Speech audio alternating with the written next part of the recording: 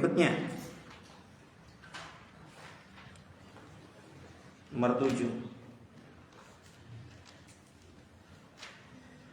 Mengapa beberapa ulama besar seperti Imam Nawawi, Imam At-Tabari dan lain-lain memutuskan tidak menikah dan mendedikasikan hidupnya untuk ilmu pengetahuan? Baik. Kedudukan ilmu dalam Islam memang setinggi itukah, Buya? Bagus pertanyaan. Yang pertama ya, dan seluruh santri. Buya itu dulu ya, Buya apa?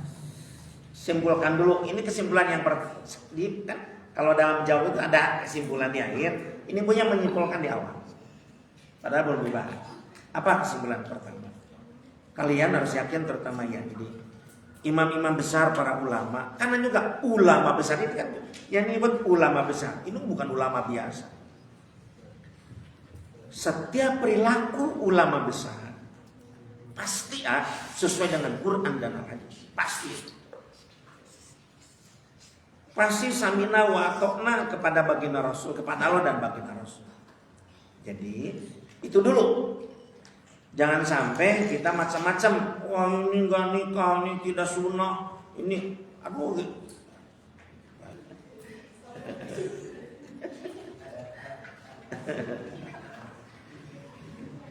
Baik. Jadi kesimpulan dulu bahwa para ulama cukup banyak para ulama besar yang tidak menikah. Pasti mereka sudah sesuai dengan aturan Allah dan Rasul. Jadi stop kita untuk caci maki, untuk suudon dan sebagainya. Cuma tentu harus ada jalan keluar jawabannya dari Buya. Gini yang di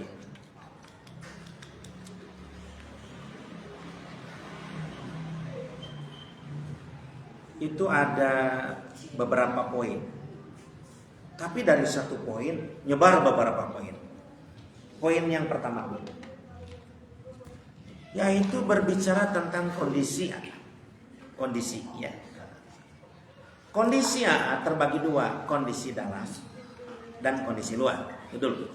Ya kan, Buya punya kondisi, Ayandi punya kondisi, Ridho punya kondisi, Apaji punya kondisi, masing-masing beda. Kita mulai kondisi luar, nanti kondisi dalam, nanti kondisi luar. Apa Buya kondisi luar? Pertama berbicara tentang yang disebut dengan tantangan garis miring musuh. Gini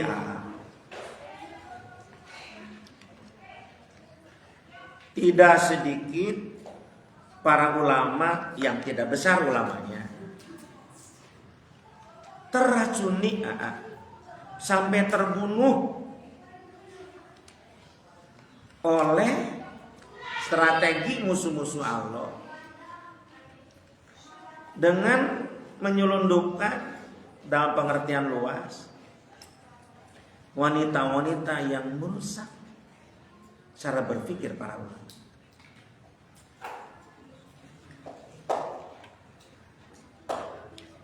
Kesibukan mencari ilmu, kesibukan berdakwah, menyampaikan ilmu, waktu tidak ada. Para ulama besar itu tidak sempat meneliti sejauh mana perempuan yang akan ditikahi, kejujurannya, kesolehannya. Bahkan jangan-jangan ini adalah musuh-musuh Islam yang akan justru meracuni. Apalagi ada semacam kisah Yahudi dulu, Samson itu. Meskipun masih dibicarakan betul tidaknya sejarah Samson, kan kita tahu bagaimana Samson bisa lemah baki, bisa mati, dibunuh musuhnya gara-gara diselundupkan Delilah itu yang cantik itu, padahal itu adalah musuh. Sampai nanya Delilah itu kepada Samson apa kekuatannya, sampai dikatakan di rambutnya. Pas malam hari di rambutnya potong. Jadi faktor tantangan garis miring musuh wajar ada. Satu, dua ayat ini. Faktor yang disebut kondisi tantangan dalam target. Jangan jauh-jauh lah Buya. Sekarang kan punya target 3 bulan paling lama morotal. Wah, sudah mengencangkan ikat pinggang itu dalam segala bidang. Karena kalau sedikit lengah target itu tidak tercapai. Mereka itu kan targetnya tuh, ya Allah, menyusun tafsir, membenahi bagaimana hadis itu dipilih antara yang sahih, munqati, dhaif dan lain sebagainya. Lagi melihat kondisi negara, lingkungan, masyarakat yang jauh dari agama. Jadi jangan takut target tidak terkejar.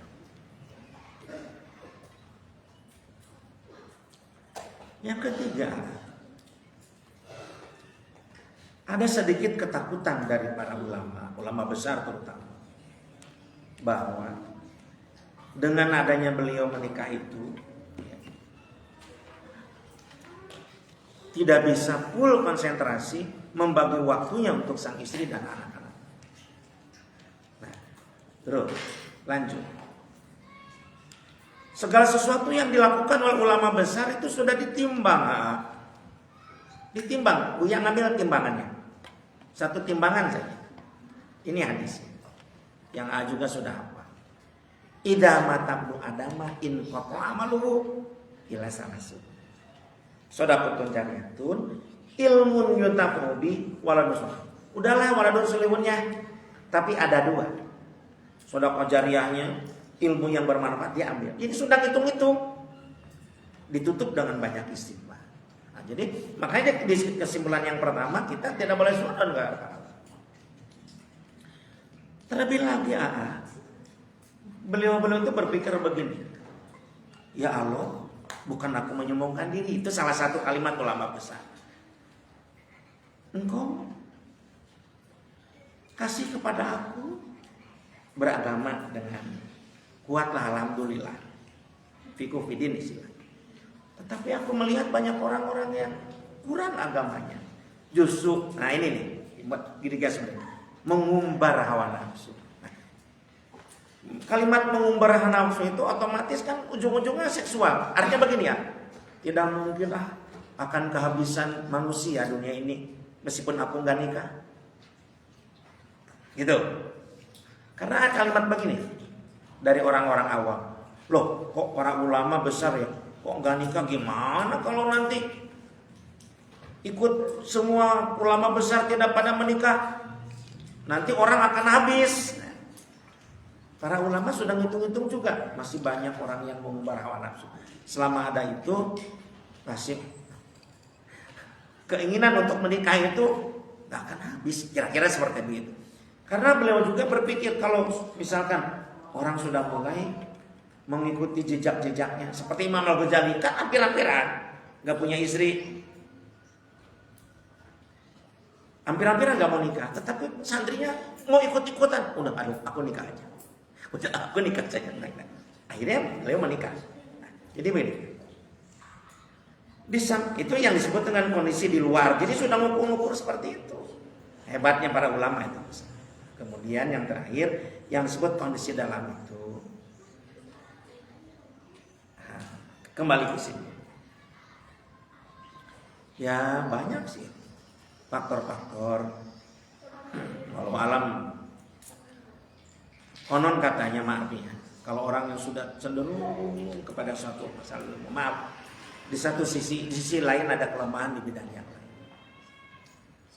Ada kelemahan di bidang yang lain. Kan orang yang terus misalnya cari ilmu duduk, maaf, kurang berolahraga, kurang badannya, dikhawatirkan dia tidak bisa memberikan nafkah batin kepada pasangannya. Kira-kira seperti itulah. Nah, jadi hal-hal seperti itu sudah ditimbang oleh para ulama besar. Begitu. Kira-kira. Jadi intinya kembali kepada, meskipun begitu, jadi mesti tahu ulama-ulama besar pada umumnya menikah. Bahkan istrinya 4, masna wa salasa wa ruba'. Yang tidak menikah ulama besar itu cuma sebagian kecil. Itu yang Buya katakan anomali itu. Pembahasan-pembahasan tidak ada seperti itu. Tapi sudah Buya simpulkan di awal, bukan karena mereka menentang aturan Allah, paham dengan sabda Rasul, anikau sunnati faman rogiba an sunnati falaysa minni gitu ya. Itu bukan perintah sih sebetulnya, cuma anjuran yang kuat. Tapi ada yang lebih kuat dari beliau itu bagaimana menyebarkan ilmu yang tidak diperbuat oleh umumnya orang-orang awam. Jadi, aduh ini masih banyak, mohon maaf nih waktu kan, kita mau ada undangan ya. Pada seluruh santri, subhanallah lebih disiplin kelihatannya sekarang, senang Bu ya. Banyak yang memperhatikan, Allah mudah-mudahan anak semua bisa menyerap ilmu ya. Dan kepada pemirsa, para alumni, kalau ada pertanyaan-pertanyaan tambahan bisa di cepat undang sama-sama.